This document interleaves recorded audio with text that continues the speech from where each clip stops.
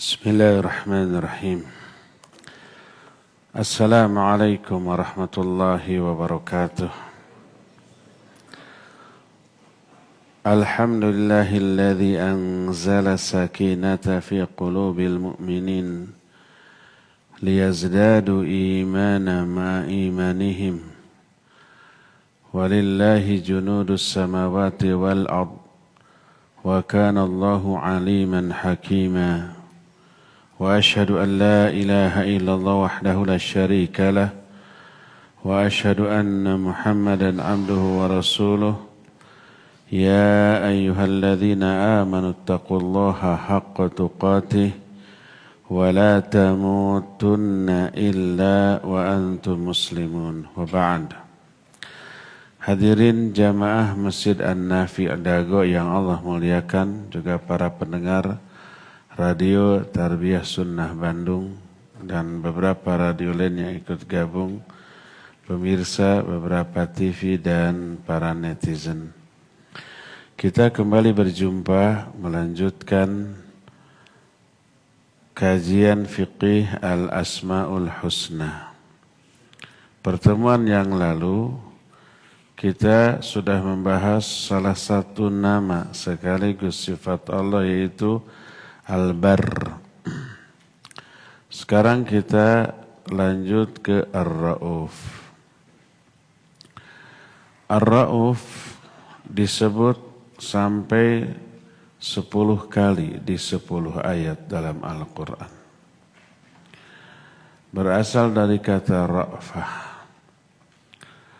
Apa makna Ar-Ra'fah atau Ar-Ra'uf? Berkata Imam Ibnu Jarir At-Tabari rahimahullah dalam kitab tafsirnya.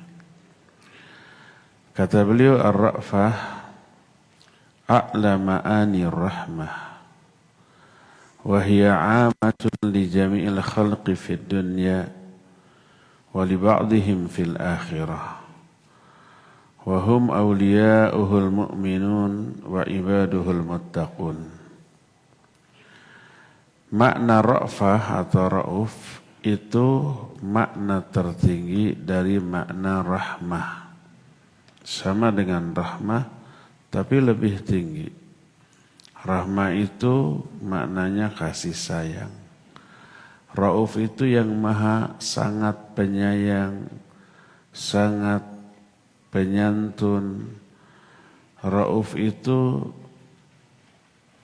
mikanya mika dedeh, mika cinta dengan kadar yang sangat besar. Dan ini umum bagi seluruh makhluk di dunia dan bagi sebagian makhluk di akhirat.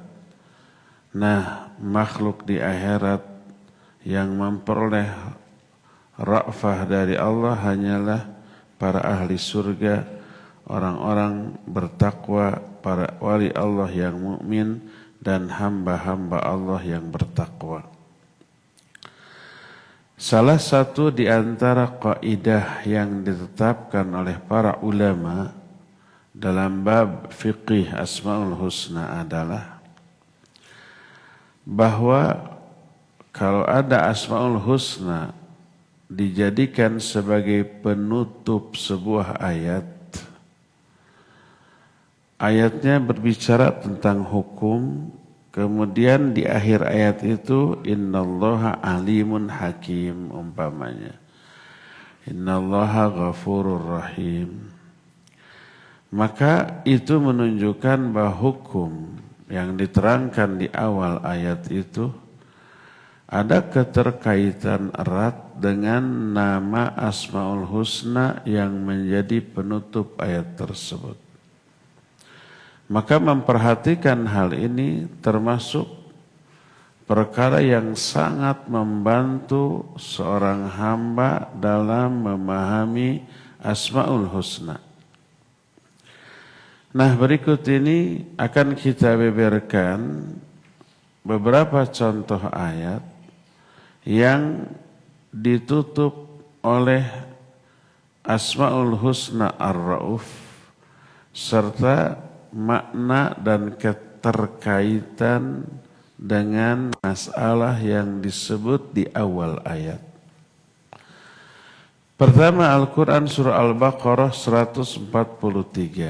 Ketika awal-awal kaum muslimin sholat menghadap Baitul Maqdis, Masjidil Aqsa di Palestina, setahun kira-kira. Setelah itu turun ayat, kiblatnya berubah ke Ka'bah di Mekah, di Masjidil Haram. Mereka bertanya-tanya, loh sholat kami kemarin setahun menghadap ke Baitul Maqdis itu gimana? Maka turun ayat, wa ma kana Allahu liyudhi'a imanakum innallaha bin-nasi lara'ufur rahim. Kata Allah, Allah tidak akan pernah menyia-nyiakan iman kalian. Maksud iman di sini solat kalian yang menghadap Baitul Maqdis nggak sia-sia. Pasti ada catatannya, ada balasannya. Nah, di akhir ayat ini Allah menutup innallaha bin-nasi laraufur rahim. Karena sungguhnya manusia amat rauf, karena sungguhnya Allah terhadap manusia amat rauf, amat rahim. Apa maknanya? Maknanya tidaklah layak, tidak pantas bagi Allah menyia-nyiakan amal-amal kalian karena kesempurnaan sifat rauf dan rahimnya Allah kepada mereka. Saking nyaah, saking dedeh, saking cinta kepada hambanya, Allah tak mungkin menyia-nyiakan amal hamba walaupun sedikit. Apalagi banyak, seperti sholat setahun menghadap ke Baitul Maqdis, nggak mungkin sia-sia. Faman ya'mal mithqala dzarratin khairan yarah. Siapa orang yang mengamalkan satu amal baik sekecil debu, dia akan melihat. Melihat apa? Melihat catatannya, melihat pahala dari amalnya dan balasannya. Ya, karena apa? Saking rauf dan rahimnya Allah kepada seorang hamba. Dan di dalam hal ini terkandung berita gembira yang sangat agung terhadap orang yang dianugerahi Islam dan iman kepada diri mereka, bahwa Allah Azza wa Jalla akan menjaga, memelihara iman mereka. Tak akan Allah menyia-nyiakan. Bahkan Allah akan menjaga dari kesia-siaan, dari kebatilan, dan menyempurnakan hal itu bagi mereka dan memberikan taufik kepada mereka terhadap amalan-amalan yang bisa menambah iman. Bisa menambah iman dan keyakinan mereka. Bagaimana tuh caranya? Sebagaimana Allah awalnya telah memberi hidayah. Kenapa orang beriman? Kenapa manusia Islam? Kenapa manusia beramal soleh? Awalnya karena hidayah Allah. Sudah diberi itu hidayah. Maka konsekuensinya, siapa yang diberi hidayah oleh Allah, Allah akan pelihara hidayah itu dalam diri mereka dan menyempurnakannya untuk mereka sebagai bentuk ra'fah dan rahmat Allah kepada mereka, bentuk karunia dan anugerah Allah kepada mereka. Coba perhatikan ayat berikut, surah Al-Baqarah 207. Ini salah satu di antara bentuk rauf Allah kepada manusia. Allah berfirman, "Wa minan nasi man yashtari nafsahu ibtigha'a mardatillah. Wallahu raufum bil ibad." Di antara manusia ada orang yang menjual dirinya untuk mencari, memperoleh ridha Allah. Menjual dirinya maknanya adalah mengadakan pengorbanan dengan dirinya, maksudnya dengan tenaganya, perasaannya, pikirannya, waktunya, juga dengan hartanya. Dikorbankan. Untuk apa? Meraih ridha Allah. dengan cara beribadah, beramal soleh, melakukan kebaikan, infak dan sedekah, walaupun harus menderita. Yang namanya pengorbanan harus ada penderitaan. Saum yang kita lakukan, ada penderitaan? Ya ada. Lapar, haus, lemas gitu ya, dan seterusnya. Itu bentuk pengorbanan kita. Itu diungkapkan menjual dirinya kepada Allah. Malamnya tadi dan nanti, sejam kita sholat, berdiri. Ada penderitaan? Ada. Cangkel, kesel, pegel gitunya. Pas sesedak, haridang, bayeng yang. Kalau mesinnya kecil, tanpa AC, tanpa kipas gitu. Pengorbanan. Kita tadarus sampai serak. Sama dengan menjual diri kepada Allah dan Allah membeli. Dengan apa? Dengan surga, dengan pahala. Innallaha ashtara minal mu'minina anfusahum wa amwalahum bi anna lahumul jannah. Allah membeli jiwa dan harta orang-orang mukmin dengan surga. Nah, merekalah orang-orang yang sudah diberi hidayah dari kalangan orang-orang yang menjual diri mereka kepada Allah. Mereka melakukan pengorbanan kepada Allah dalam rangka meraih ridho Allah, mengharapkan pahalanya. Lalu itu semua karena apa coba? Kenapa seorang berani berkorban? Berkorban jiwa, berkorban harta. Berkorban jiwa bukan sekedar nyawa, tapi tenaga, waktu, perasaan berlelah-lelah gitu kan. Berkorban harta dengan cara mengeluarkan harta untuk ibadah, untuk haji, untuk umroh, untuk infak, sedekah dan seterusnya. Itu kan berkorban, ya. Kenapa mereka bisa begitu? Pertama karena diberi hidayah oleh Allah. Mereka orang-orang yang diberi taufik sehingga siap berkorban, nggak sayang dengan hartanya, nggak sayang dengan tenaganya, dengan dirinya, karena ingin meraih sesuatu yang jauh lebih berharga, yaitu ridho Allah Azza wa Jalla. Hidayah yang Allah berikan kepada mereka sampai berani berkorban begitu, itu bentuk ra'fah dan rahmat Allah kepada mereka dengan cara diberikan taufik untuk itu dan dijanjikan pahala yang sangat besar. Kenapa kita sekarang mau berlapar-lapar, berhaus-haus selama 13,5 jam? Kita ini berkorban jiwa dalam bentuk melaparkan diri, melemeskan diri, menahan diri dari bala-bala dan cikopi. Godaan terbesar itu, ya. Dalam rangka meraih ridho Allah Azza wa Jalla, ya.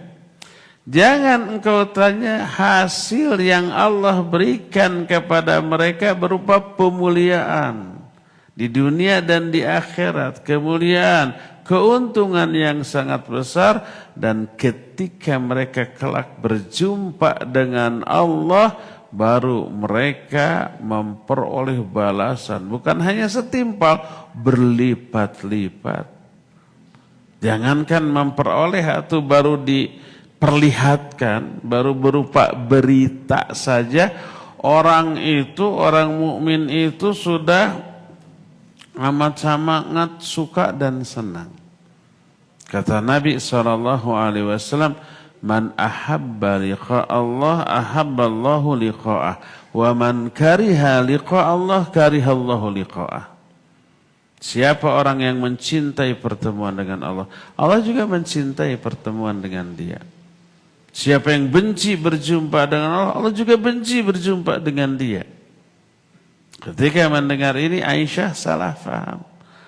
Ya Rasulullah, akarahiyatul maut? Fakulluna nakrahul maut. Wahai Rasulullah, apakah yang dimaksud benci berjumpa dengan Allah itu benci kematian? Padahal kita semua benci kematian. Apa kata Nabi SAW? Laisal amru kama tadhunnin. Oh, perkara ini tidak seperti yang kau fahami. Tidak seperti yang kau duga, hai Aisyah. Tapi maksudnya seorang mukmin apabila dia berada di ambang kematiannya, di akhir masa hidupnya, menjelang kepindahannya ke akhirat, busyira biridwanillahi wa maghfiratihi. Dia diberikan kabar gembira dengan ampunan dan keridhaan Allah. Dalam riwayat lain dikatakan, diperlihatkan surga sebagai tempat menetap dia kelak. Diperlihatkan. Baru gitu aja, baru berita, sudah senang. Fa'ahabba liqa'ah. Maka orang itu mencintai pertemuan dengan Allah. Karena berjumpa dengan Allah adalah kebahagiaan. Baru berita.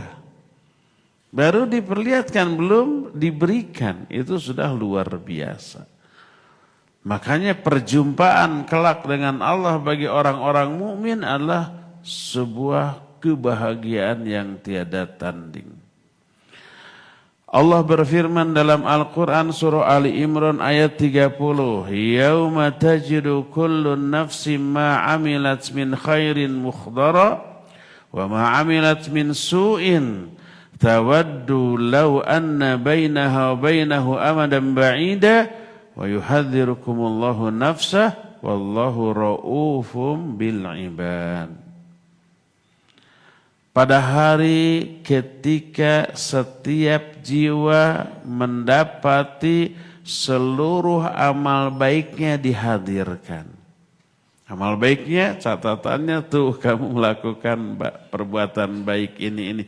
Prestasi kamu nih bagus gitu. Maka mereka itu sangat-sangat amat bahagia. Dengan prestasi ibadah, amal soleh yang dilakukan, ada filenya. Ada datanya, ada catatan yang enggak hilang sama sekali. Maluntur, teluntur kaibunan, tegedag keanginan. Maluntur ku ibun, mualaas ku panas. Kalau kita di print kena air, luntur. Atau tahunan tiba-tiba printannya samar gitu ya. Ini mah enggak. Catatan yang ada tentang amal kita enggak akan. Wa ma amilat min su'in, adapun amal-amal buruk jiwa orang yang waktu di dunia beramal buruk, tawaddu law anna bainaha wa bainahu amadan ba'ida. Dia berangan-angan seandainya antara dia dan keburukan yang pernah dia lakukan itu ada jarak yang sangat jauh gitu ya. Jangan dekat-dekat apalagi diamalkan. Tuh ternyata ada catatannya nanti di akhirat. Menyesal. Kenapa dulu? Tergiur dengan kesenangan sesaat. Hanya untuk menikmati kesenangan sesaat. Rela menanggung resiko yang sangat besar di akhirat. Di akhir ayat ini Allah menyatakan wa yuhadzirukumullahu nafsah. Allah telah mewanti-wanti itu jiwa tersebut. Nah, wanti-wanti yang Allah berikan terus penjelasan bahwa semua amal baik yang baik atau yang buruk nanti akan dihadirkan, itu bentuk kanya'ah kadede kasih sayang rauf dan rahimnya Allah. Makanya Allah menyebutkan di akhir ayat wallahu raufum bil ibad. Allah Maha Rauf kepada hamba. Saking sayangnya sejak di sini di dunia diberitahu loh. Semua amal kamu catatannya ada dan nanti diberikan. Dan akan diberikan balasan. Allah menjelaskan kalawan jentre, tandas, tegas, jelas, atrak itu karena sayang. Karenanya, karena dedeh, karena cinta. Makanya di akhir ayat itu Allah menyatakan wallahu raufum bil ibadah. Ketika menerangkan ayat-ayat tadi berkata muallif hafizahullah, wa hadza yufidu annallaha subhanahu ma'a syiddati iqabihi wa idhawi nakalihi fa innahu ra'ufun bil ibad. Wa min ra'fatihi bihim an khawwafal ibad wa zajarahum anil ghayyi wal fasad liyaslimu min maghibatiha wa liyanju min awaqibiha.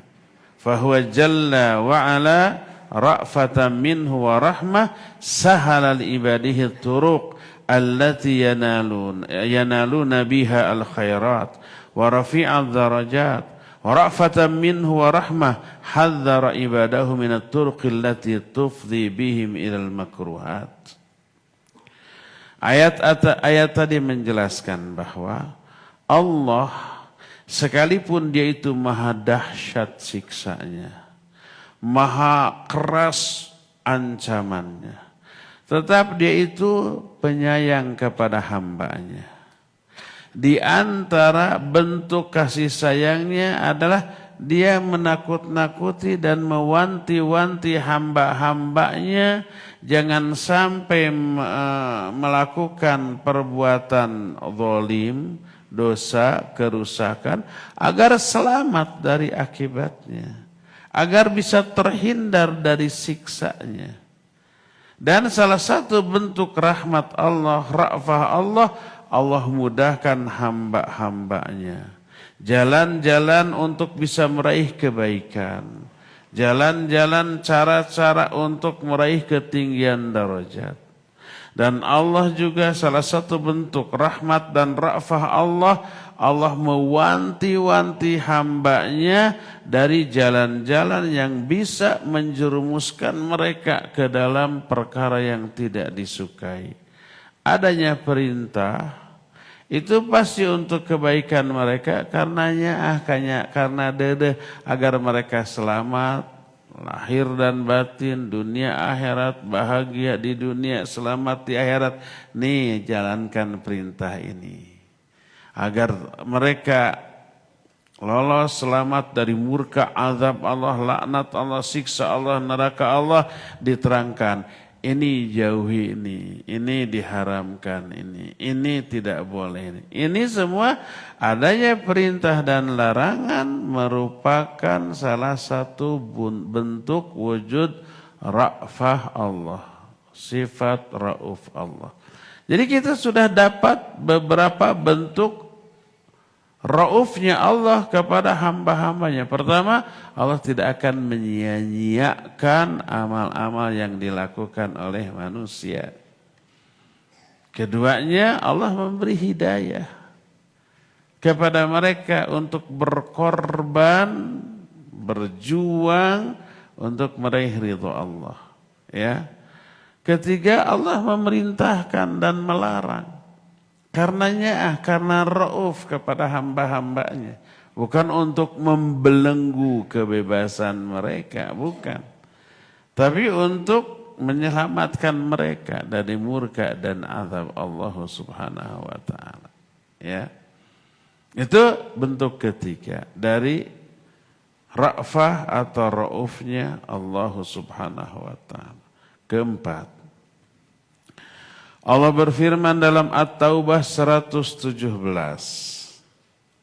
Laqad taballahu 'alan nabiy wal muhajirin wal ansar alladzina tabauhu fi sa'atil 'usrah min ba'di ma kada yazighu qulubu fariqin minhum thumma taba 'alaihim innahu bihim raufur rahim.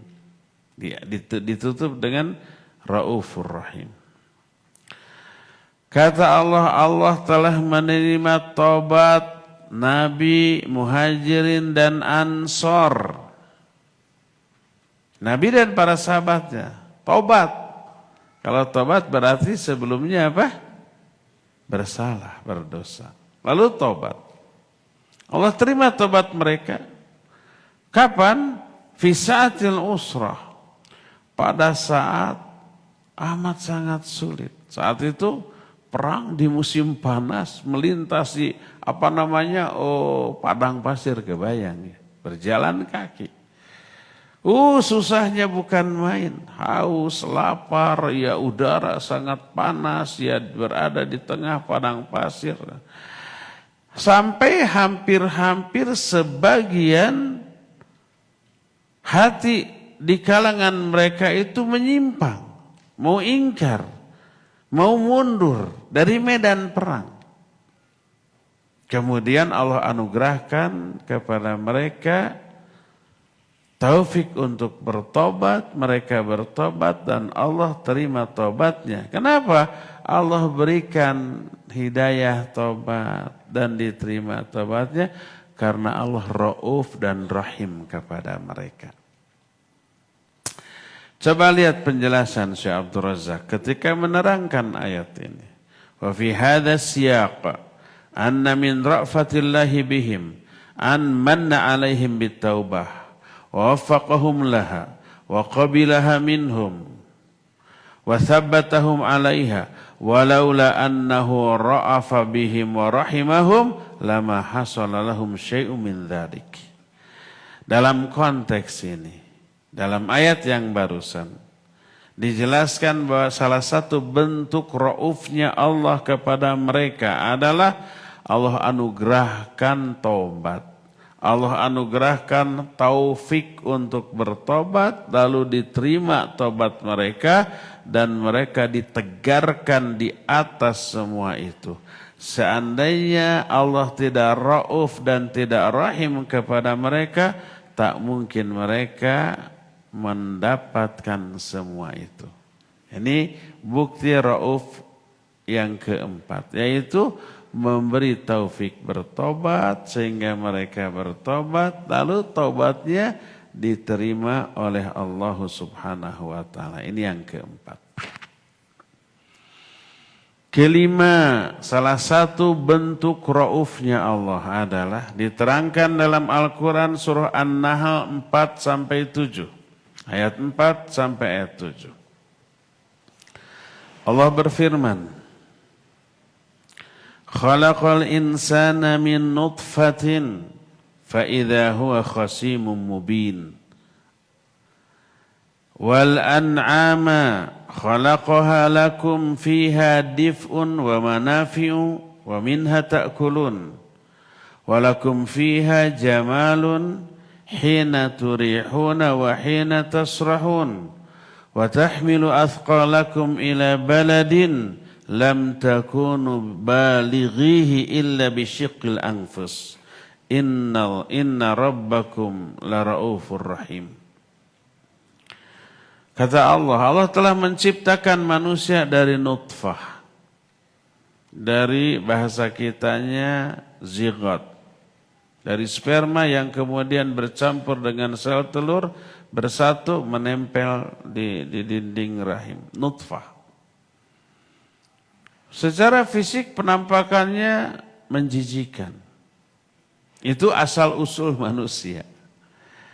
Fa'idha huwa khasimun mubin, setelah diterangkan asal usulnya dari yang hina, dari yang jijik, maka mereka berubah setelah jadi manusia menjadi makhluk pembantah yang bingit. Tukang bantah manusia. Nah, setelah Allah menerangkan manusia diciptakan dari sesuatu yang hina, Allah menyatakan Allah juga ciptakan an'am, binatang ternak, maka disebut wal an'ama. Waw di sini ataf kepada insan. Wa khalaqal an'ama wal an'ama khalaqa, dan Allah menciptakan binatang ternak lakum bagi mereka. Coba lihat manfaat dari binatang ternak. Fiha dif'un, di binatang ternak itu ada bulu-bulu. Kambing gitu ya. Untuk apa? Untuk diambil bulunya, kulitnya, dan untuk berbagai macam manfaat, di antara jadi jaket. Wa manafi'u fi minha, dan banyak manfaat dari binatang ternak. Wa minha ta'kulun, di antara binatang itu ada yang kamu makan. Disembelih dan dipasak dulunya ulah atahna. Terus walakum fiha jamalun hina turihun wa hina tasrahun. Ini saya yakin semua yang di sini tidak mengalami. Karena hidupnya di kota, ya. Kata Allah, dan bagi kalian dalam binatang ternak ada keindahan. Keindahan dalam hal apa? Jamalun di sini. Hina turihun wa hina tasrahun, ketika kalian menggiring ternak-ternak kalian ke kandang dan ketika melepaskannya dari kandang. Pagi hari dilepaskan, digiring ke padang rumput. Itu ketika pagi-pagi pemandangan udara sejuk dengan situasi di tengah binatang ternak. Itu indah itu. Cenah. Saya juga belum mengalami. Tapi kebayang begitulah. Dan ketika ternak-ternaknya itu digiring ke kandang di sore hari, pemandangan matahari yang memancarkan sinar yang tidak begitu panas dengan angin yang ngahiliwir, itu menciptakan keindahan. Itu. Terus wa tahmilu athqalakum ila baladin lam takunu balighihi illa bisyiqqil anfus. Dan binatang itu membawa beban-beban kalian ke negeri yang jauh. Yang kalian tidak bisa membawa beban itu ke negeri yang jauh kalau dipikul sendiri, kecuali pasti dengan beban yang berat. Tapi karena ada kuda, ada sapi, ada unta, maka barang-barang bawaan kita ditaikan, ditemlehkeun, dimuat, dipikulkan ke binatang itu. Kitanya juga naik binatang itu. Jadi kitanya santai, enak, ya. Lihat, itu semua kenikmatan Allah. Allah menciptakan kamu dari nutfah, Allah menciptakan binatang ternak dengan banyak manfaat. Di akhir ayat ini Allah menyatakan, inna rabbakum laraufur rahim. Sesungguhnya Rabb kamu maha rauf dan maha rahim. Ini salah satu bentuk rauf rahimnya Allah, diciptakannya binatang yang menjadi alat transportasi kita dan banyak manfaat lain. Coba lihat penjelasan Syekh Abdul Razak. Wa fi hadza anna min ra'fatillahi bil insan an sakhkhara lahu al-an'am li ajli masalihihi wa manafi'ihi wa ja'ala lahu fiha dif'an bima yattakhidhu min aswafiha wa ash'ariha wa awbariha min libasin wa manafi'a ukhra adidah wa minha ya'kul wa ja'ala lahu fiha jamalan fi waqti rawahiha wa harakatiha wa waqti huju'iha wa sukuniha wa sakhkharaha lahu tahmilu mata'ahu ilal buldani sya'i'ah wal aqtaril ba'idah wa kullu dzalika min ra'fatihi wa rahmatihi subhanahu. Di dalam ayat ini terkandung penjelasan bahwa salah satu bentuk rauf Allah kepada manusia adalah Allah menundukkan binatang ternak demi kemaslahatan dan manfaat mereka. Allah juga jadikan bulu-bulu dari binatang ternak untuk kalian jadikan kain wol, jaket, pakaian yang melindungi kalian dari dingin gitu, dan banyak manfaat lain. Ada juga yang bisa kalian makan. Terus ada pemandangan yang indah ketika kalian menggembalakannya, menggiring keluar kandang, kemudian menggembalakan di tengah-tengah padang rumput, kemudian digiring pulang ke kandang lagi pada sore hari. Itu menciptakan keindahan dan nuansa tersendiri di hati orang yang mengalaminya. Terus juga ditundukkan binatang untuk mengangkut barang-barang berat ke tempat yang jauh. Semua itu bentuk rauf dan rahimnya Allah Azza wa Jalla. Nah, yang tak kalah hebat di zaman kiwari, ya, itu kan zaman baheula mula. Salah satu rauf rahman rahimnya Allah adalah ditundukkan di zaman ini alat-alat transportasi modern yang bagus, yang nyaman ketika ditunggangi, yang kecepatannya cepat, bentuknya juga indah ngan mahal. Contohnya apa? Wus. Dari Bandung Jakarta atau kareke ngarenghap sudah tiba cuma 26 menit dari Halim ke Padalarang tuh ya. Baru juga duduk bebenah gitu ya. Baru ngalenggut sudah tiba Korejat. Cepat dan nyaman. Malah ada malahnya tuh. Ada kawan saya yang selalu mendampingi saya ke sana ya. Dia lebih betah di WC daripada di kursi. Ustaz, anak ke WC mangga. Pas tiba baru datang lagi. Ngapain di WC? Tidur. Ternyata WC-nya aja menyenangkan. Saya belum pernah, beberapa kali ke sana belum pernah ke WC-nya. Ini lebih memilih di WC-nya karena lebih nyaman katanya. Sendiri duduknya lebih ini. Nah, ini salah satu ya. Ini bukan promosi lah. Yang mahal, iya mahal. Karena ada batur numayar. Ini termasuk salah satu di antara bentuk rauf dan rahimnya Allah Azza wa Jalla kepada hamba. Inilah bukti atau bentuk raufnya Allah yang kelima apa keenam? Kelima. Keenam nih sekarang. Allah berfirman dalam surah An-Nahl 45 sampai 47. Kata Allah, afa aminal ladzina makarus sayyi'at ay yakhsifallahu bihimul ard aw ya'tiyahumul 'adzab min haitsu la yash'urun aw ya'khudhahum fi taqallubihim fama hum bimu'jizin aw ya'khudhahum 'ala takhawufin fa inna rabbakum la raufur rahim. Apakah orang-orang yang melakukan keburukan merasa aman dari diamblaskannya mereka ke dalam tanah, dibebaskan, atau datang azab kepada mereka dari arah yang tidak mereka sangka-sangka, atau mereka diazab ketika mereka berada di perjalanan baik berangkat atau pulang dan mereka tidak mampu menolak azab itu. Atau Allah mengazab mereka secara kreditan. Dimulai dari yang kecil terus yang meningkat lebih gede lebih sampai parah sampai akhirnya mati.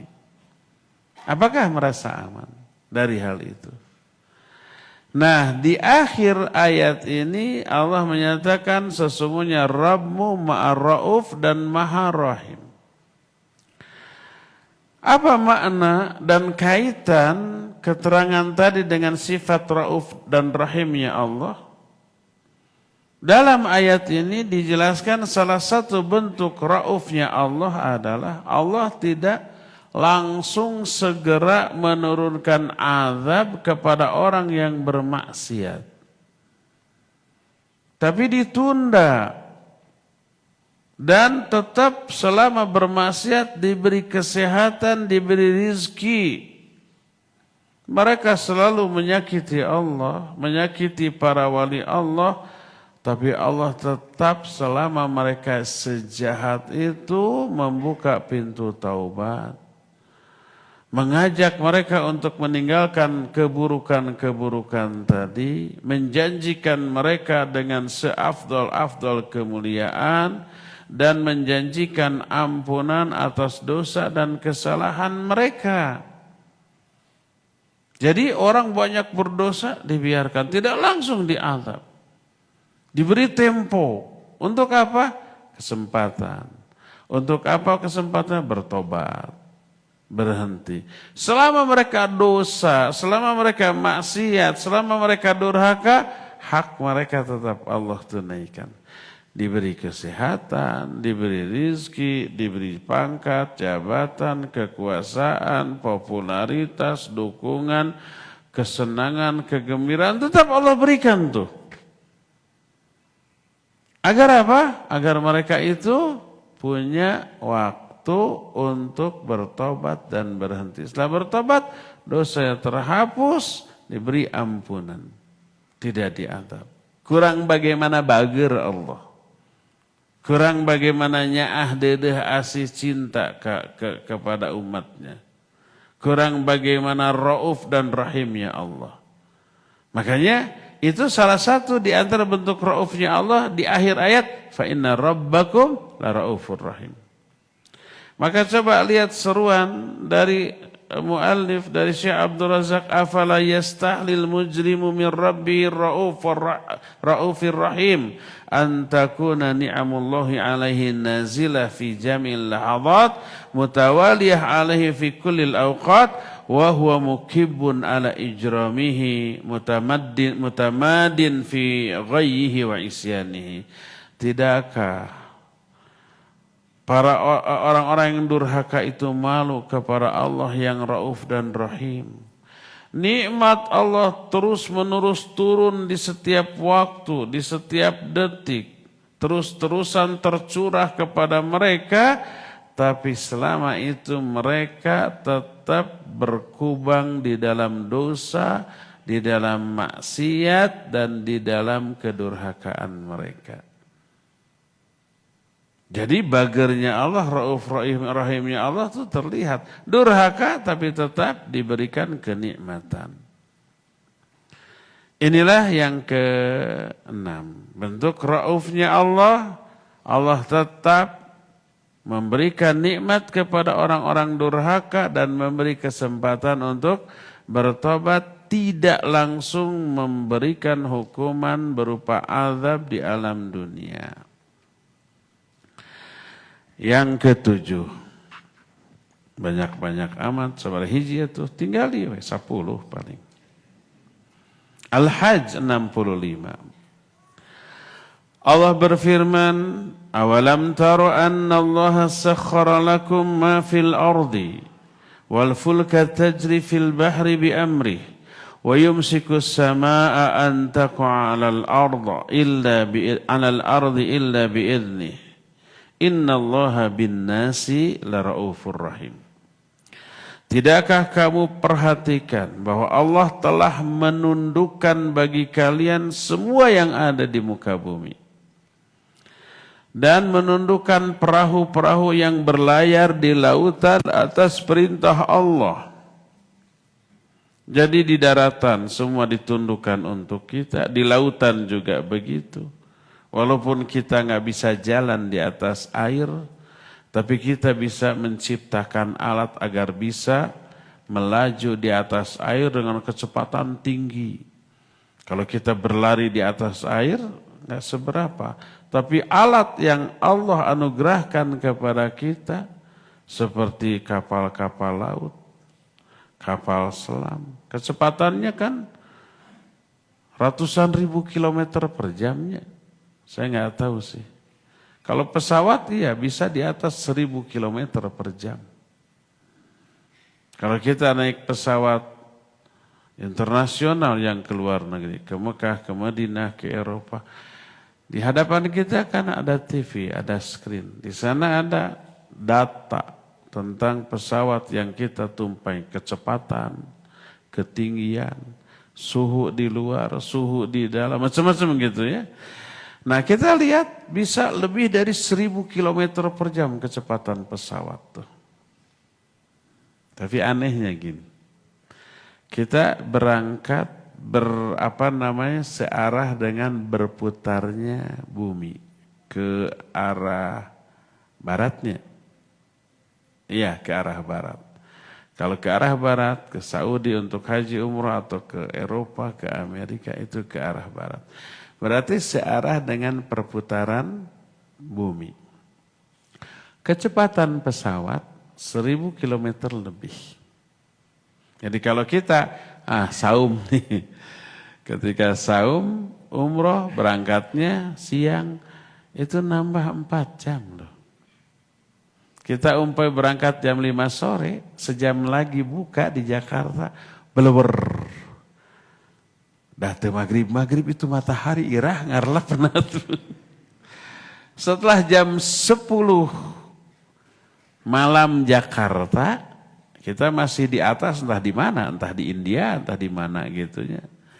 Setelah jam 10 di Jakarta atau di Bandung, baru tuh tenggelam. 4 jam nambahnya tuh.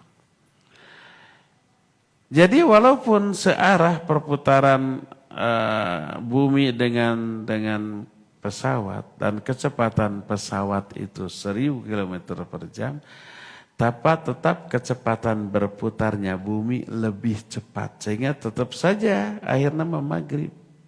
Kalau kecepatan pesawat lebih cepat daripada perputaran bumi, makin ke sana kan makin siang mestinya. Makin siang akhirnya pagi gitu. Berangkat umpah siang ke sana karena pesawatnya lebih cepat dari perputaran bisa pagi kita di hari yang sama mundur.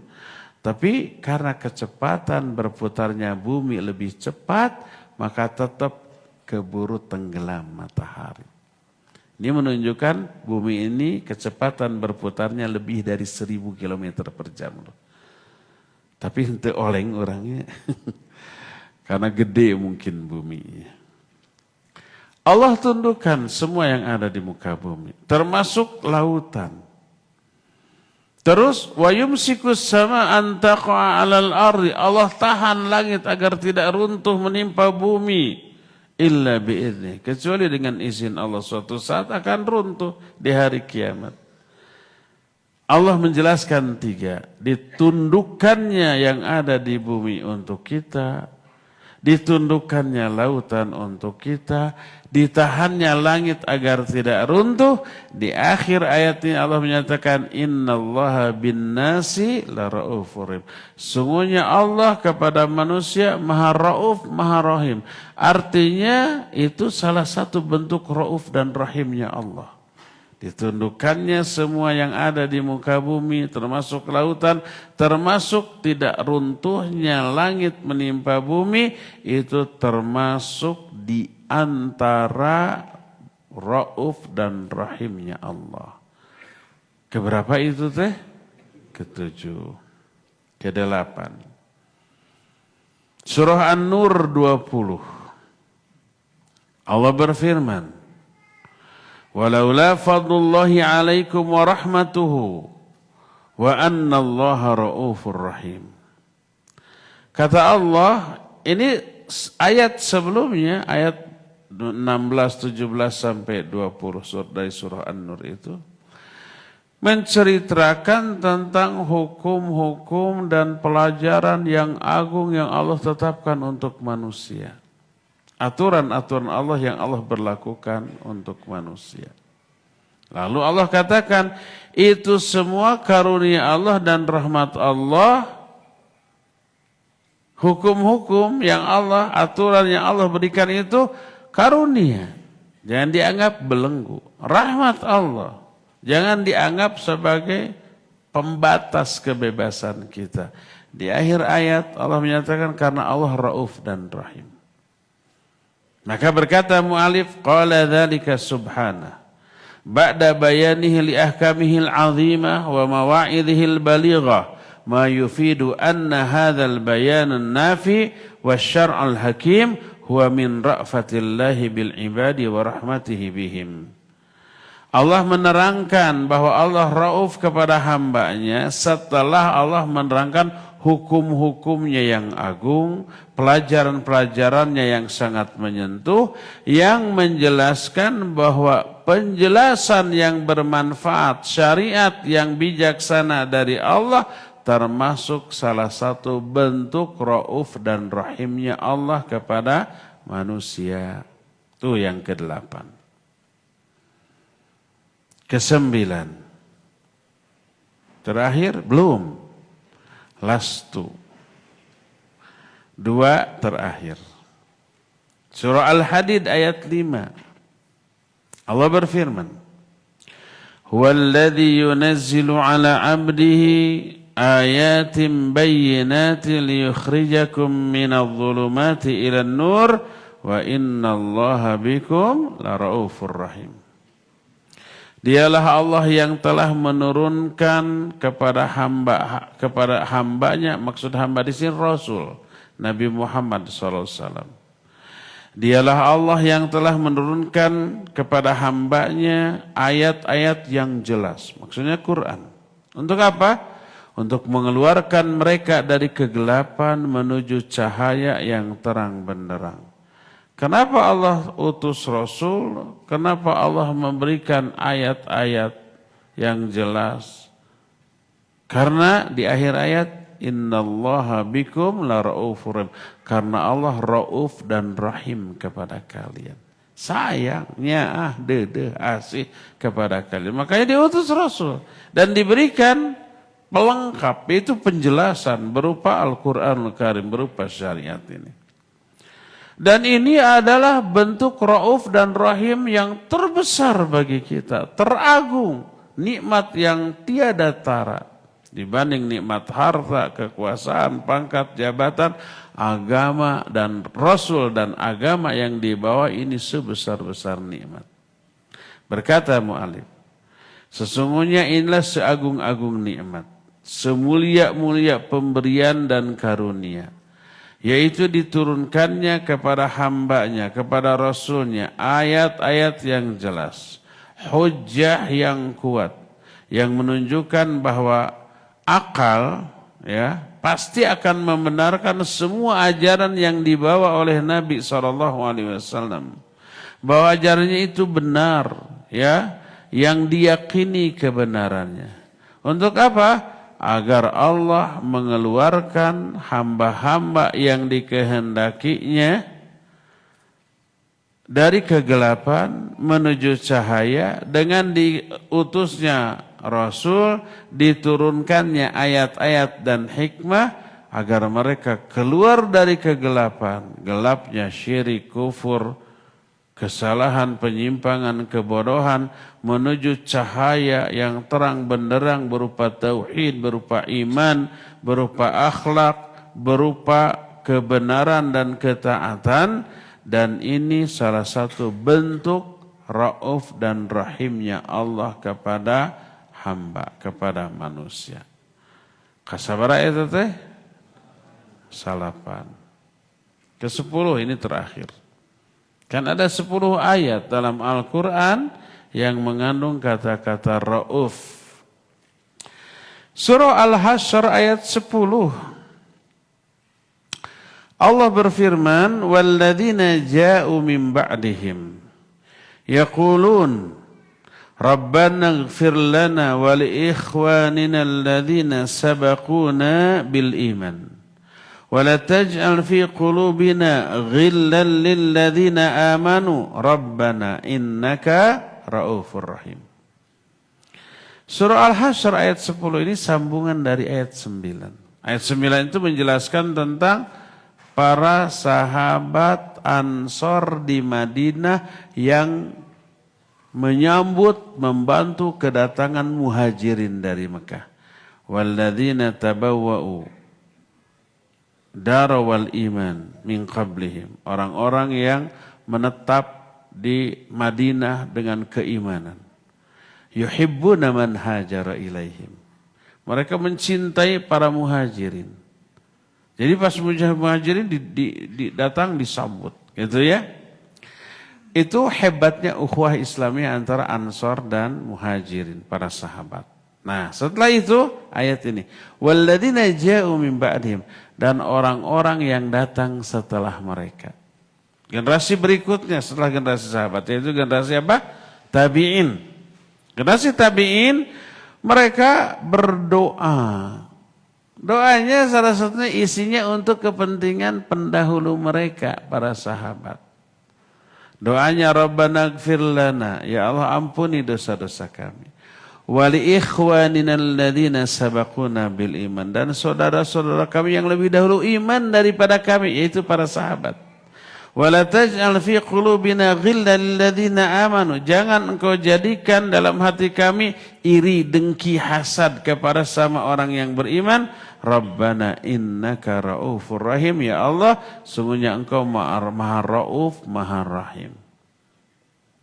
Apa hubungan Rauf dan Rahimnya Allah dengan kalimat sebelumnya dalam ayat ini? Kata mu'alif, ini rahmat dan raufnya Allah kepada hamba-hambanya yang mukmin dengan cara diikatnya hati-hati mereka dengan iman, dengan ikatan agama, dengan ikatan takwa, dan menjadikan generasi berikutnya, generasi tabi'in, adalah orang-orang yang mencintai generasi pendahulunya, mendoakan kebaikan bagi mereka. Ya, ini merupakan anugerah yang sangat agung, pemberian yang sangat mulia, karunia yang tidak ada batasnya, dan salah satu bentuk rahmat dan rahimnya atau rauf dan rahimnya Allah. Ini 10 bentuk rahimnya dan raufnya Allah terhadap kita sebagai manusia, ya. Inilah penjelasan salah satu nama sekaligus sifat bagi Allah, yaitu Rauf. Makna Rauf artinya yang amat sangat super penyayang, nyaahan, dedehan, asihan, cinta kepada makhluk, kepada hambanya, dan cintanya yang luar biasa itu diaplikasikan dalam 10 bentuk yang tadi diterangkan dalam 10 ayat. Wallahu a'lam bishawab. Cukup ya sampai di sini dan kita masuki sesi tanya jawab.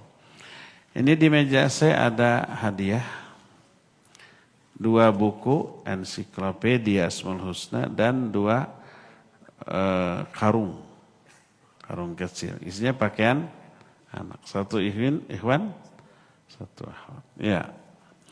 Karena ada peribahasa ladies first. Kita mulai dari ikhwan dulu. Cung, siapa yang mau? Ada yang mau buku sama sakarung itu tuh di belakang.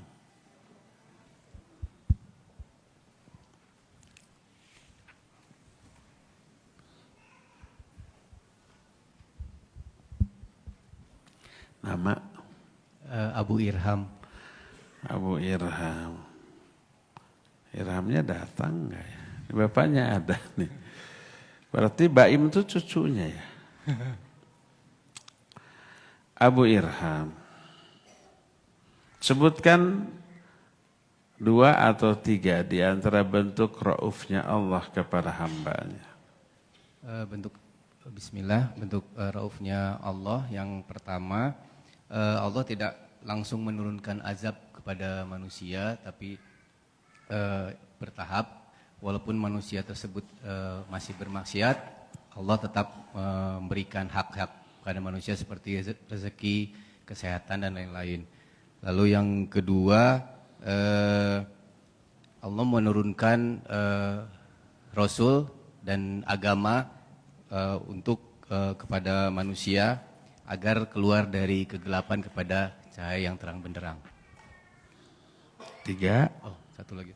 Yang terakhir, Allah menundukkan apa yang ada di bumi, di lautan, lalu menahan agar langit tidak runtuh. Barakallahu fiik. Nanti kasih. Sekarang akhwat, Cung, tunjuk sama panitia. Kasih mic. Siap, Ustadz. Iya, sebutkan 3 lagi.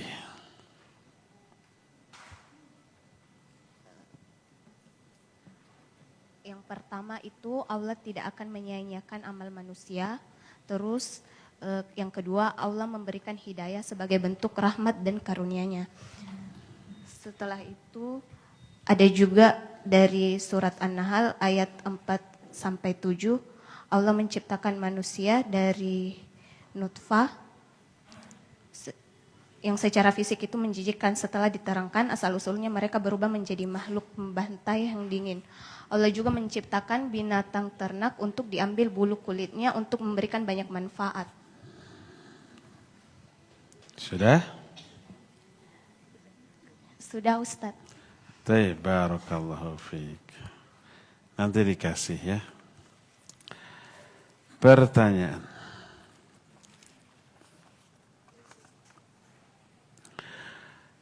Akhir-akhir ini ana seringkali merasa cemas, was-was, gelisah, dan tak jarang ingin nangis tanpa sebab. Galau nih. Apa yang menjadi penyebab? Gak tahu. Dan apakah yang harus ana lakukan untuk mengatasinya? Karena seringkali ini membuat anak enggan melakukan apapun serta amat sangat menyiksa. Ya, coba introspeksi, ditelusuri rutinitas yang kita lakukan selama ini apa. Mungkin berupa kelalaian, mungkin berupa pelanggaran. Maka tobati, koreksi, rubah rutinitasnya, isi dengan aktivitas yang bermanfaat. Dengar kajian, silaturahmi dan ketemu teman-teman yang satu circle, satu frekuensi. Tapi frekuensi harus bagus. Saya mah frekuensinya tadi kafe tengah malam, itu bahaya. Itu yang bikin resah dan gelisah. Coba ada target baca Al-Quran setiap hari, odoj, atau setidaknya sekian lembar. Ada target hafalan, ada target menghafal zikir-zikir harian. Kalau itu diisi dengan yang manfaat, jiwa tenang. Ala bidzikrillahi tatmainnul qulub. Ingat, dengan zikir hati menjadi tenang. Keresahan, was-was, gelisah karena kosongnya hati dari ketenangan, dari zikir, dari hal yang bermanfaat. Oleh karena itu, coba bikin agenda. Di saat-saat jadwal kosong dari kewajiban, mungkin sebagai mahasiswa, mahasiswi ada jadwal kuliah. Di jadwal kuliah ada alokasi waktu untuk mengerjakan tugas-tugas perkuliahan. Nah, yang tidak boleh dilewatkan dari jadwal kita adalah agenda baca Al-Quran secara musalsal, secara berkesinambungan, ditarget sekian hari harus tamat, atau 1 bulan, atau maksimalnya 2 bulan. Ada agenda alokasi waktu untuk menghafalkannya. Ada agenda untuk menghadiri kajian. Ada agenda mengulang memurojaah kajian melalui internet. Kalau di tempat kosnya di rumahnya ada wifi, setel YouTube. Yang disetel jangan dangdut, tapi kajian-kajian. Ya, insya Allah dengan semua itu hati tenang, tentram, dan langkah kita lebih yakin. Tidak akan ada lagi perasaan tadi ya, cemas, was-was, gelisah, ingin nangis tanpa sebab. Insya Allah tidak ya. Wallahu a'lam bishawab.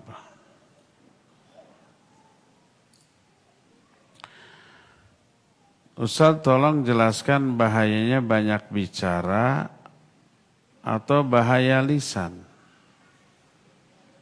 Ana punya ibu, walaupun sudah sepuh, tapi suka sekali ngobrol dan banyak bicara. Kadang yang sudah disampaikan lagi berulang-ulang.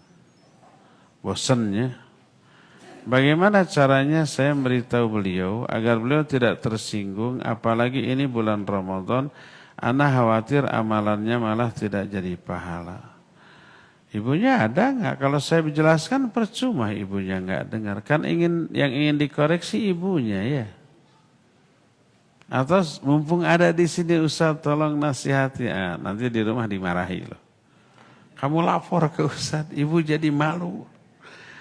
Nggak perlu malu Bu, kan saya nggak tahu ibu yang mana tuh, ya. Anggap saja saya tidak tahu, dan betul tidak tahu ya. Pertama, lisan ini anugerah yang sangat besar. Alam naj'al lahu ainain wa lisanan wa syafatain. Bukankah kami telah menjadikan bagi manusia 2 mata, 1 lisan dan 2 bibir. Anugerah. Untuk bicara. Wajib disyukuri. Bagaimana cara mensyukuri nikmat lisan? Gunakan lisan ini untuk mengatakan kebaikan. Berkata yang baik ini wujud nyata dari adanya iman. Man kana yu'minu billahi wal yawmil akhir falyaqul khairan aw liyasmut. Siapa yang beriman kepada Allah dan hari akhir, bicaralah yang diam atau bicaralah yang diam. Bicaralah yang baik atau diam. Jangan banyak omong, ya. Karena itu, maka ketika orang banyak omong, ada beberapa risiko. Pertama, banyak omong itu mematikan hati. Berkata Rasul sallallahu alaihi wasallam, "La tukthirul kalam bi ghairi dzikrillah.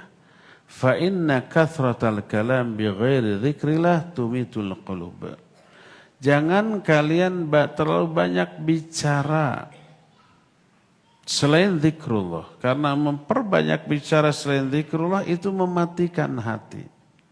Kalau sudah mati hati, susah dinasihati. Orang yang kayak gitu dikasih tahu jangan banyak omong, tersinggung. Jadi itu bahaya pertama. Hatinya mati, hatinya keras, tidak bisa menerima nasihat dari orang lain. Dan berakibat ibadahnya hambar lalu malas. Kadang-kadang akibat malasnya ibadah yang wajib ditinggalkan, diabaikan. Kedua, mulut ini penyebab terbanyak masuknya orang ke dalam neraka. Kata Abu Hurairah radhiyallahu an, su'ila Rasul sallallahu alaihi wasallam an aktsari ma yudkhilun nasal jannah. Nabi SAW ditanya tentang penyebab terbanyak masuknya orang ke dalam surga. Beliau menjawab at-taqwallah wa husnul khuluq. Takwa kepada Allah dan akhlak yang baik. Wa su'ila an aktsari ma yudkhilun nasan nar. Lalu beliau ditanya penyebab terbanyak masuknya orang ke dalam neraka. Apa? Dijawab dua, al-fam wal faraj. Mulut dan faraj. Mulutnya itu tak terkendali. Ngomong tanpa isi, bahkan sering menyinggung, bikin orang yang dengarnya tidak nyaman. Itu yang kedua. Ya, penyebab terbanyak masuknya manusia dalam neraka karena dia tidak bisa mengendalikan lisannya. Ketiga, orang itu dibenci oleh Allah, dibenci oleh Rasulnya.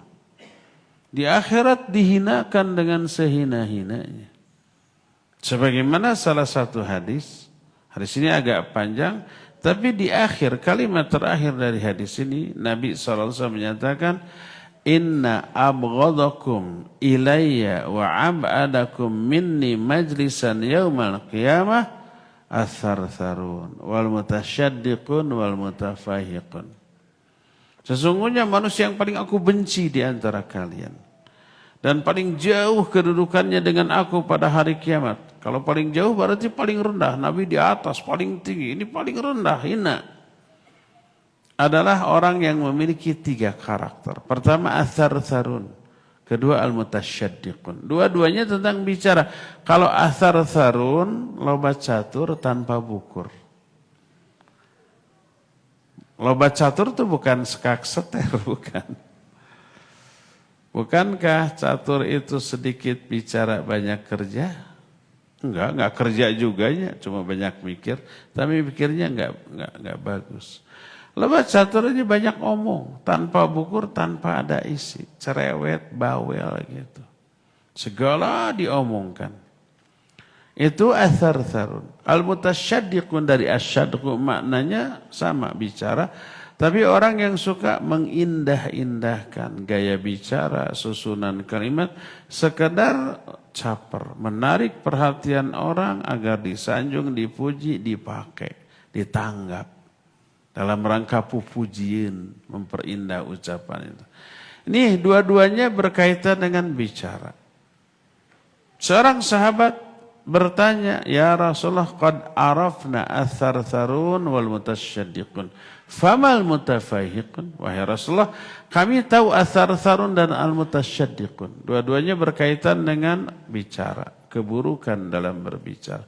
Lalu apa al-mutafahiqun? Beliau menjawab, al-mutakabbir, orang yang takabur. 3 tipikal manusia ini dibenci oleh Nabi. Bahkan disebut abghadukum ilayya, paling aku benci. Paling itu puncak lah, superlatif. Dan paling jauh kedudukannya di akhirat. Artinya paling hina. 3 karakter. 2 di antara berkaitan dengan omongan. Nah ini risikonya ya. Makanya tak heran kalau ada peribahasa. Ini peribahasa, bukan ayat, bukan hadis. Peribahasa dalam bahasa Arab, salamatul insan fi hifdzil lisan.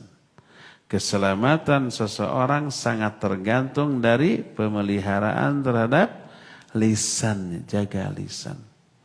Makanya Abu Bakar As-Siddiq radhiyallahu anhu menyatakan, tak ada yang paling layak dibelenggu dari tubuh ini kecuali lidah ini nih, sambil nunjuk nih.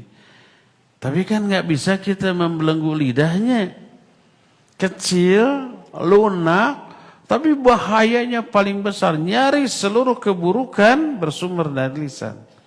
Perang yang terjadi antara kedua negara itu karena para pemimpin dua negara sama-sama nggak menjaga lisan nih.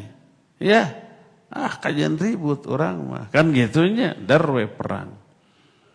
Tawuran, termasuk perbuatan syirik, perbuatan kufur. Ada yang sumbernya dari lisan. Apalagi dosa dan maksiat. Ya. Berdasarkan hal itu, semua kita wajib memelihara lisan-lisan kita.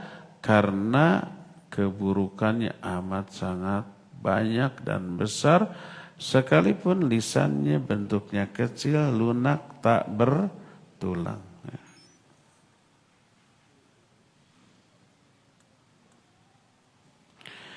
Bagaimana cara menjelaskan ke teman yang bertanya tentang apakah ahli bid'ah akan masuk neraka apabila orang tersebut melakukan ibadah wajib seperti sholat dan puasa? Jangankan bid'ah, fawailul lil musallin. Ini orang sholat diancam neraka. Ada 2 penyebab di ayat ini. Pertama sahun, yang kedua riya. Alladzina hum an sholatihim. Jadi jangan asal sholat. Tapi sholatnya harus kosong dari 2 ini. Dari sahun, dari riya. Ini ayat. Masa gitu ya, orang yang yakin neraka kan ahli sholat. Ini ayat, masa mau dibantah dengan masa gitu. Yang saum juga begitu. Masa yang saum ke neraka? Iya, tapi saumnya kayak gimana dulu? Kan yang sholat dijamin bahagia, masuk surga firdaus, qad aflahal mu'minun. Terus di akhir ayat itu alladzina hum ala sholatihim yuhafidun, orang yang melihara sholat, ulaika humul warisun alladzina yarisuna firdausum fiha khalidun. Tuh, yang sholat firdaus, masa ke neraka? Iya, yang ke firdaus yang khusyuk, yang ikhlas. Kalau tidak khusyuk, tidak ikhlas, fawailul lil musallin. Orang rajin sholat, surga, nggak akan terancam ke neraka. Iya, kalau salah satunya tidak mengada-adakan cara-cara baru dalam sholat. Kalau dicampur dengan cara-cara baru, kena dengan ancaman iyyakum wa muhdatsatil umur. Fa inna kulla muhdatsatin bid'ah wa kulla bid'atin dhalalah wa kulla dhalalatin finnar. Ini ada ancaman. Kalau sholatnya riya, sholatnya sahun, sholatnya bid'ah, ada ancaman. Ini ayat, ini hadis. Masa dibantah dengan masa sih? Gak percaya ke ayat dan ke hadis apa? Makanya ketika ada seseorang nanya ada orang melakukan sholat, zikir dengan yang tidak dicontohkan oleh Nabi SAW. Maka dicegah, dilarang, jangan begitu. Orang itu menjawab, orang itu membantah. Ayu'adzibani Allahu ala sholah wa zikir. Apakah Allah akan mengadab saya karena sholat dan zikir? Kan ini saya sholat dan zikir. Apakah karena sholat dan zikir yang saya lakukan itu Allah akan mengadab saya? Kata Sa'id bin Al-Musayyib, la walakinallaha sayu'adzibuka alal bid'ah fihima. Tidak. Bukan karena sholat dan zikirnya, tapi Allah mengadab kamu karena kebid'ahan yang kamu ada-adakan dalam kedua amalan tadi. Karena zikir kebid'ahan dalam sholat dan zikir, itu yang menyebabkan kamu diadab. Ya, ayatnya jelas, hadisnya jentre. Fal yahdharil ladzina yukhalifuna an amrihi an tusibahum fitnatun aw yusibahum adzabun alim. Hendaklah orang-orang yang menyimpang dari sunnah Nabi itu takut bahwa mereka akan ditimpa fitnah dan azab yang dahsyat. Ini ayat surah An-Nur ayat 64. Dalam hadis tadi, iyyakum wa muhdatsatil umur fa inna kulla muhdatsatin bid'ah. Terus man amila amalan laisa alaihi amruna fahuwa radun. Orang yang mengamalkan satu amalan tapi enggak mencontoh aku alias melakukan kebid'ahan, sehebat apapun ditolak, tidak diterima. Ya ditolak, ya diadab. Ini ayatnya, ini hadis, masa dibantah dengan masa sih, kan gitu ya. Tah gitu jawabnya.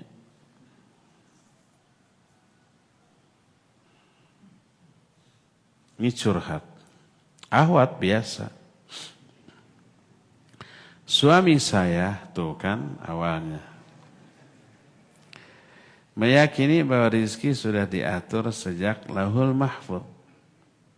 Sehingga ia sangat mager dan susah didorong berikhtiar. Jawabannya selalu rezeki sudah diatur. Selama ini kami hidup dari tabungan dan saat ini sudah habis-habisan. Berarti belum habis beneran. Bagaimana menyikapinya? Karena saya tetap berprinsip tidak akan merubah nasib suatu kaum jika kaum itu tidak mengusahakannya. Dua-duanya salah. Betul, rezeki sudah diatur. Tapi ada tapinya. Allah mewajibkan kita berikhtiar. Baru ya rezeki itu datang sebagai hasil dari ikhtiar itu. Allah menyatakan, فَإِذَا قُضِيَتِ الصَّلَاةُ فَانْتَشِرُوا فِي الْأَرْضِ وَابْتَغُوا مِنْ فَضْلِ اللَّهِ. Kalau selesai salat, kamu bertebaran di muka bumi, cari rezeki Allah. Jadi mencari rezeki sebagai ikhtiar diperintahkan oleh Allah Subhanahu wa taala. Maka tidak boleh kita beralasan dengan takdir untuk melakukan sebuah kesalahan. Termasuk kesalahan itu dalam bentuk mager, tidak mau melaksanakan kewajiban mencari rezeki. Mencari rezeki wajib. Ayat dan hadis yang sahih. Allah menyatakan ar-rijalu qawwamuna 'alan nisa bima faddalallahu ba'dahum 'ala ba'din wa bima anfaqu min amwalihim. Laki-laki itu pemimpin bagi wanita karena Allah telah memberikan kelebihan kepada laki-laki dan karena kewajiban memberi nafkah kepada istrinya. Wajib. Ketika kewajiban mari ithman idza dhayya amayya'u. Tanggung jawabnya. Hak-haknya tidak ditunaikan. Ya, dosa besar. Ini kesalahan, mager nggak mau ikhtiar, lalu beralasan dengan takdir. Haram, tidak boleh. Itu sama dengan orang-orang musyrik yang dahulu ketika ditegur, kenapa kalian menyembah berhala? Ini sudah kehendak Allah. Kalau Allah menghendaki, kami tidak akan menyembah berhala. Tuh, dari sinilah para ulama menyatakan tidak boleh beralasan dengan takdir untuk melegitimasi sebuah kesalahan. Ketika ada pencuri di zaman Umar bin Khattab radhiyallahu anhu, ditangkap, mau dipotong tangannya. Pencuri itu beralasan dengan takdir. Ya Amirul Mukminin saraktu biqadarillah. Wahai Amirul Mukminin, saya mencuri kan takdir Allah. Jadi dia beralasan dengan takdir untuk membenarkan kesalahannya, perbuatan dosanya. Apa kata Umar bin Khattab? Idzan aqta'u yadaka biqadarillah. Kalau begitu saya juga potong tangan kamu karena takdir Allah.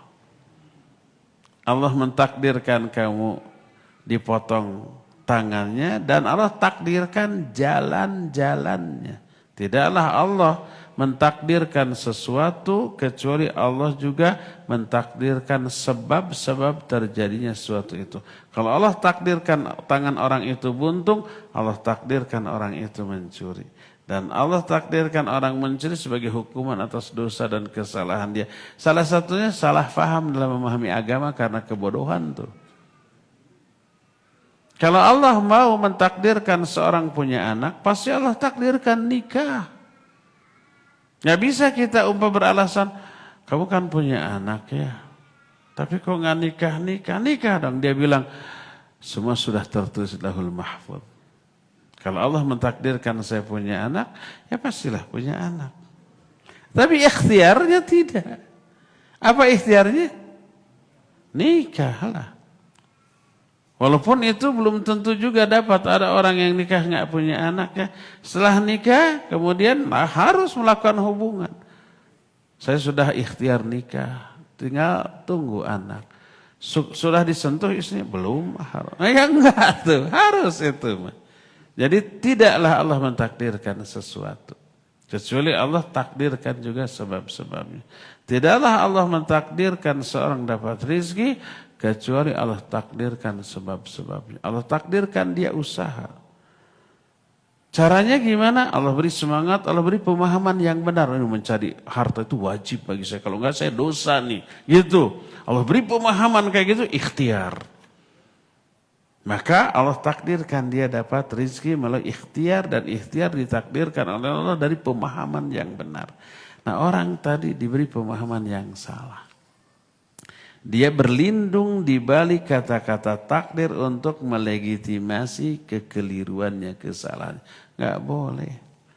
Jadi bilang, kan rezeki sudah ditetapkan gitu, sudah ditakdirkan gitu.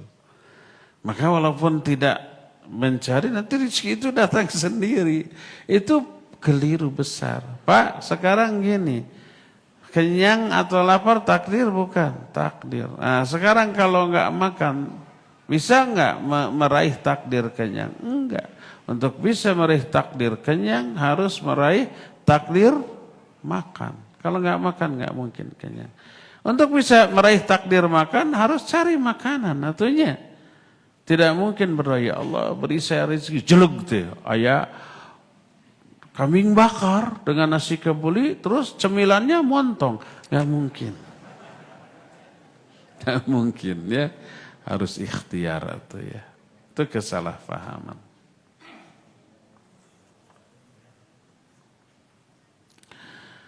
Ana bermaksud mau jualan sesuatu, misal tahu.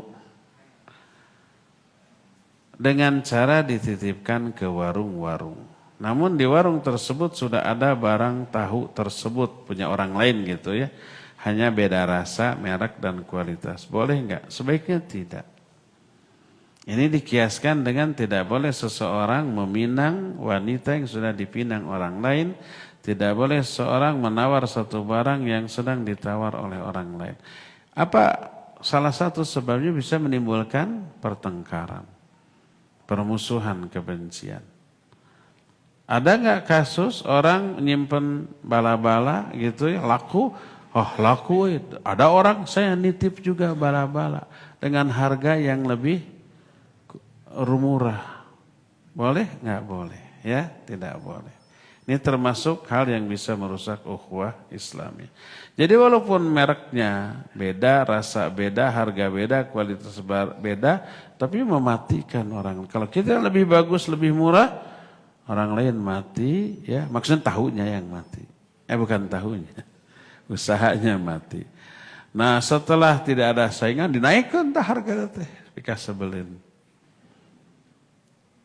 Itu mematikan usaha orang. Ana khawatir merugikan orang lain. Gening sadar. Makanya jangan. Makanya di kita ada ma'had tarbiyah sunnah di Selacau. Ada kantin warung. Orang-orang suka nitip. Nah kita atur jangan sampai ada makanan yang sama atau sejenis. Kalau umpamanya ada yang nyimpan cibai, laku tuh. atau Cirambai. Aci, Cibai itu apa? Aci Ngarumbai. Enak tuh. Ada di Selacau, di Bandung belum ada ya. Kayak yang aneh, sok ke Selacau gerak. Laku, itu sebelum datang sudah ditunggu sama anak-anak, sama santri itu. Kadang-kadang kadapurna diontrok. Masih di adonan sudah ditunggu ya. Mau lihat begitu orang lain, ada yang nitip Cibai. Atau ribut, ini enggak enak. Ya maka tidak boleh. Tidak boleh seperti itu. Apa boleh sholat sunat taraweh di sepertiga akhir malam? Soalnya jika setelah isya suka terkantuk-kantuk, masjid tetap dipaksa. Anehnya dibalik. Orang mah sepertiga akhir malam anu ngantuk. Jika boleh lebih afdal waktunya kapan tuh? Iya, boleh sih boleh ya. Dan sepertiga akhir malam afdal. Cuma ada afdaliyah lain yang ditinggalkan, yaitu berjamaah di masjid. Apa keutamaannya? Nabi SAW menyatakan, Man qama ramadhana ma'al imami hatta yansarifa kutiba lahu qiyamul laili kullih. Siapa orang yang sholat qiyamul Ramadan bersama imam di masjid sampai selesai, dicatatkan baginya seolah-olah sholat semalam penuh. Sholatnya cuma setengah jam atau 1 jam, bahkan ada yang 7 menit, tapi pahalanya sama dengan semalam suntuk. Ya, kalau ini akhwat, ya akhwat kan sendirian boleh, bagus. Di rumah silakan sepertiga akhir malam, itu yang waktu yang afdal ya kalau akhwat. Dan pahalanya lebih besar daripada akhwat ikut berjamaah bersama imam di masjid. Kalau akhwat ikut sholat berjamaah bersama imam di masjid, dia dapat keutamaan sholat semalam suntuk. Tapi kalau akhwat sholat di rumahnya sendirian, pahalanya lebih besar lagi daripada itu. Sebab makna wa buyutuhunna khairul lahun, rumah mereka lebih baik daripada masjid. Makna khairun adalah aktsaruha ajra, pahalanya lebih besar. Apakah kami para akhwat, oh ini akhwat, boleh sujud sajdah dengan keadaan aurat tidak tertutup semua? Soalnya kadang suka baca Quran tidak pakai pakaian yang menutup di rumah biasa. Boleh. Adanya sujud sajdah ya, berbeda dengan sujud di dalam sholat. Pertama, tak ada keterangan sujud tilawah itu harus punya wudu. Kedua, tidak ada keterangan harus menutup aurat. Ketiga, tidak ada keterangan harus menghadap kiblat. Kecuali sujud tilawahnya dilakukan di dalam sholat. Dalam sholat membaca ayat sajdah, kemudian sujud tilawah, wajib ada wudu karena lagi sholat. Wajib menghadap kiblat, wajib menutup aurat karena di dalam sholat. Adapun di luar sholat tidak ada keterangan tentang wajibnya. Tapi afdal kalau kita memungkinkan baca Quran, kalau ada ayat saja, apalagi kita tahu nih hancanya, ini ada surat yang ada ayat sajdahnya, nanti ada sujud tilawah nih, akhirnya pakai mukena gitu ya. Kalau bisa menutup aurat dalam keadaan berwudu, kemudian menghadap kiblat, itu afdal. Tapi kalau tidak, maka dibolehkan. Boleh bagi wanita membaca Al-Quran tanpa menutup aurat di rumah, boleh. Dan ketika ada ayat sajdah, dia sujud tilawah, dia boleh bersujud walaupun tidak sedang menutup aurat dan tidak sedang punya wudu, maka dibolehkan. Dalil tentang hal ini banyak. Nabi SAW suatu saat masih ketika di Makkah membaca Al-Quran surah An-Najm di jalan. Pas sampai ayat terakhir, surah An-Najm ayat terakhir kan ayat sajdah. Atadhaku afamin hadzal hadisi ta'jabun wa tadhakuna wa la tabkun wa antum samidun fasjudu lillahi wa'budu. Maka Nabi SAW sujud. Maka orang mukmin, orang musyrik yang ada di sana melihat dan mendengar itu semua ikut sujud. Orang musyrik ikut sujud karena orang musyrik juga menyembah Allah. Kenapa disebut musyrik? Karena selain menyembah Allah juga menyembah berhala. Jadi kalau mereka disuruh sujud kepada Allah enggak keberatan. Fasjudu lillahi wa'budu, sujudlah kalian kepada Allah dan ibadahlah kalian kepadanya. Orang musyrik enggak keberatan. Semua ikut sujud. Para sahabat sujud, orang musyrik sujud, Nabi SAW juga sujud. Dan mustahil mereka berada dalam keadaan wudu orang-orang mukmin ini di jalan. Ya, ini menunjukkan tidak harus punya wudu untuk sujud tilawah selama dilakukan di luar sholat. Kalau dalam sholat ya wajib punya wudu karena sholatnya bukan karena sujud tilawahnya. Mohon pencerahan terkait kasus yang sedang dialami teman saya saat ini. Care amat ke teman. Temannya nanti ada nggak di sini? Apakah keputusan untuk berhenti dari pekerjaan karena alasan dicemburui oleh istri salah satu pimpinan? Dicemburui oleh istri salah satu. Ini Ikhwan Ahwat ya? Ahwat mungkinnya. Tulisannya Ikhwan Ahwat. Sama jelek ya. Standar sih, jelek enggak, bagus juga enggak. Yang jelas enggak bagus. Tapi kebaca. Mungkin ini akhwat. Kalau Ikhwan enggak mungkin dicemburu oleh istri, paling dicintai ya oleh istri orang. Apakah keputusan untuk berhenti dari pekerjaan karena alasan dicemburui oleh istri salah satu pimpinan? Apakah ini sudah tepat? Memutuskan untuk berhenti di sini untuk menjaga kenyamanan. Tepat. Tapi coba introspeksi. Jangan-jangan dia menggoda. Jangan-jangan tidak menjaga jarak. Sehingga pimpinannya tergoda. Pimpinannya itu epesmeer, lempeh yuni. Itu nggak ada terjemahannya. Mudah kepincut oleh orang lain, oleh wanita mana saja asal sedikit mencerang kepincut sudah. Asal sedikit ada rayuan sudah kelepak-kelepak itu. Itu disebut apa tadi? Lempeh yuni. Catat. Ini baru keluar lagi ini istilah baru lempeh yuni. Keluar saja sudah. Daripada membuat rumah tangga orang lain pecah, bercerai ya.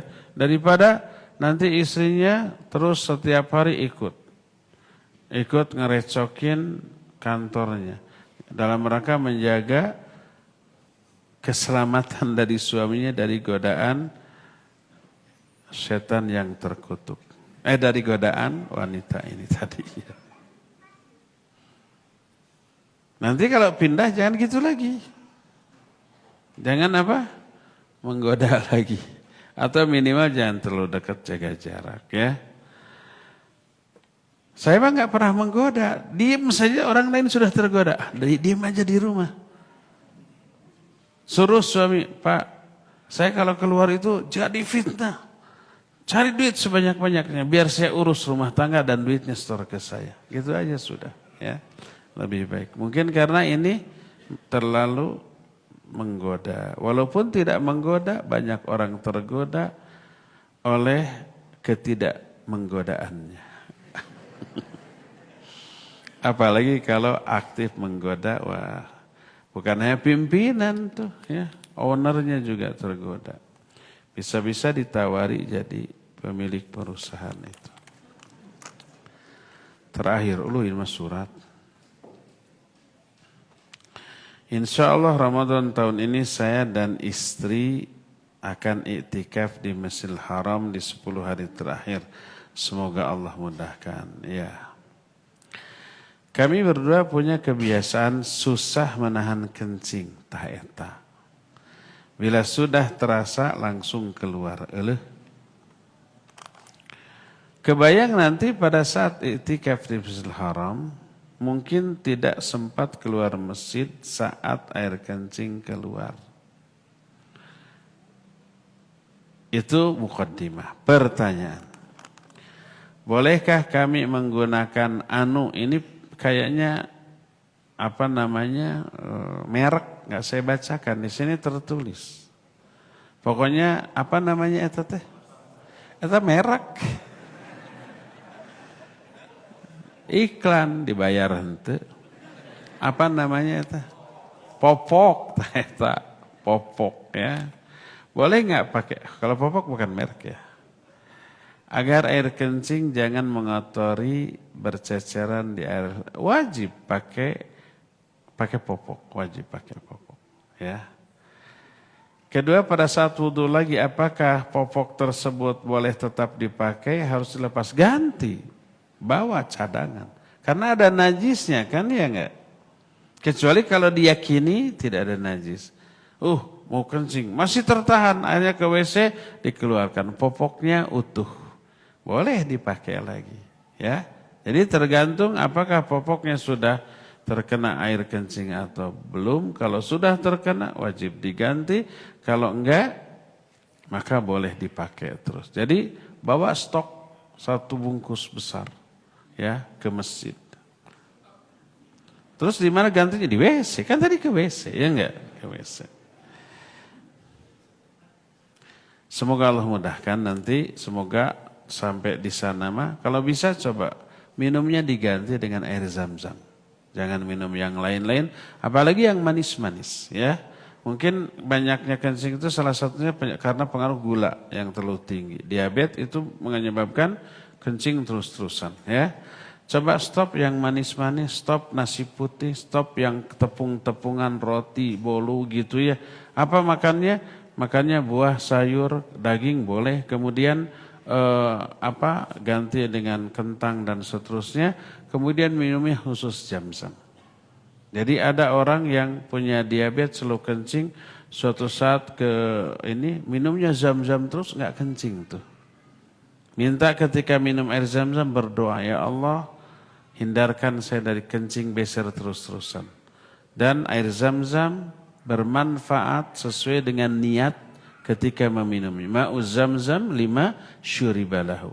Air zam-zam berkhasiat sesuai dengan niat ketika meminumnya. Niatkan untuk itu, Allah bantu insyaallah, Allah mudahkan untuk bisa menahan kencing selama di sana ya. Cukup ya sampai di sini. Subhanakallahum bihamdik asyhadu an la ilaha illa anta astaghfiruka wa atubu ilaik walhamdulillahi rabbil alamin. Wassalamualaikum warahmatullahi wabarakatuh.